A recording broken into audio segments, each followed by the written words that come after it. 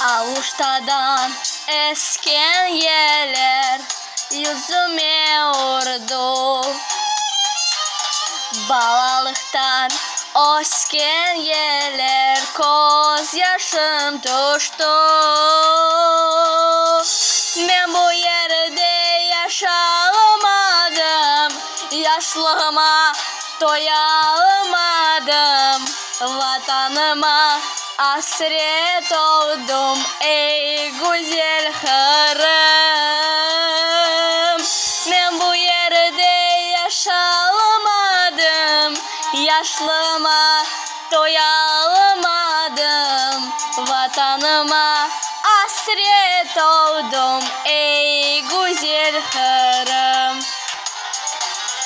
Bahçelerinin meyveleri bal ile şerbet,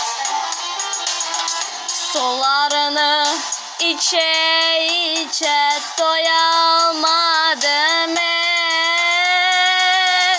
Ben bu yerde yaşamadım, yaşlığıma doyamadım. Vatanıma hasret oldum ey güzel Kırım. Ben bu yerde yaşamadım, yaşlığıma doyamadım. Vatanıma hasret oldum ey güzel Kırım.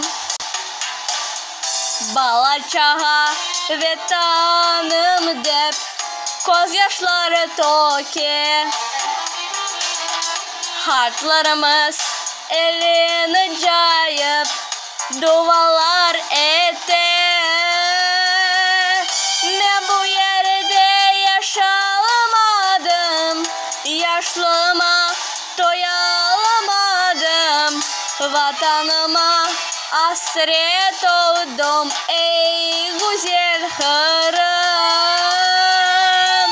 Ben bu yerde yaşamadım, yaşlığıma doyamadım. Vatanıma